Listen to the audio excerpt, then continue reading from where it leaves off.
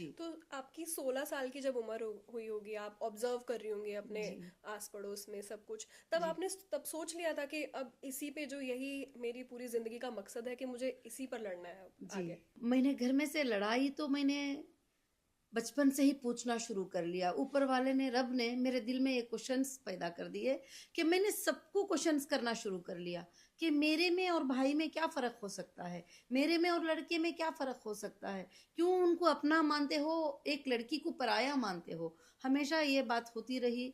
और जब वो उसको पढ़ाकर जाने वाले टीचर उससे ज़्यादा मैं पढ़कर बता देती थी, तो लोग जो है उस टाइम पर ये करते थे।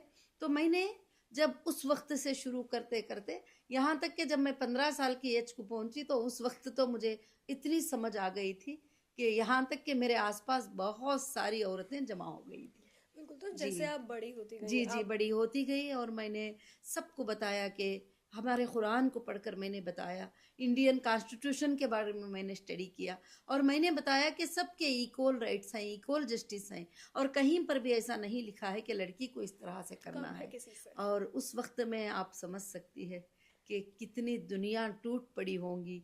सबको जब बताया जाता था कि औरतों के हुकूक ही, ये सब जितने भी बातें बोले जा रहे हैं, ये बातें गलत बातें हैं, ये बातें अपने बनाए हुए बातें ही, ऊपर पैदा करने वाले ने ये बातें नहीं बताया है। तो उस वक्त की फाइट कैसी होगी, उस वक्त किस तरह से उसको हैंडल करना पड़ा, किस तरह से, उस तरह से मैंने बहुत सारा काम भी किया। और फिर उसके बाद मेरी ज़िंदगी शुरू हुई उसी से। अगर बात इसमें हम स्ट्रगल की करें, देखिए समझाना बहुत मुश्किल होता है कि पढ़ाई की इम्पोर्टेंस क्या है। पढ़ाई सिर्फ तुम्हारे लिए एक जरिया है, सर्वाइवल है। जी। तो तब आपने कैसी स्ट्रगल्स फेस करी, कैसे आप समझा पाई लोगों को, लड़कियों को, कि शादी से बढ़ो, आगे बढ़ो?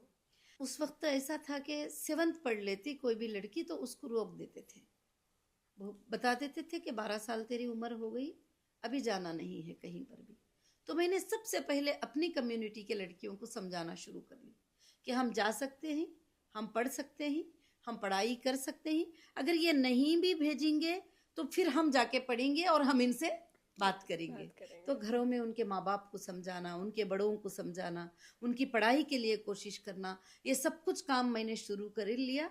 फिर उसके बाद मुझे कहीं सपोर्ट मिलना नज़र नहीं आया, तो फिर मैंने खुद का एक इदारा 1998 में तिरुपति में मैंने स्टार्ट कर दिया। तो ये लीडरशिप आपके अंदर कहाँ से आई? आप जो स्ट्रीट लाइट्स के नीचे पढ़ रही थी, तब आपने सोचा कि अब मुझे कुछ करना होगा, अब मैं लीडर बनूंगी? सच्ची बात तो यह है कि लीडरशिप बनना, लीडरशिप क्या होती है, आज भी आप पूछ रही हो तो मुझे नहीं मालूम कि लीडरशिप किसको कहा जाता है। मगर मेरे अंदर ये सोच सोच कर कुछ बातें आ गए कि अब मैं नहीं खामोश रहूंगी। मैं इन सब को बताऊंगी कि हमारे राइट्स क्या हैं और हमारे हक क्या है, बिल्कुल। हमारे हुकूक क्या हैं।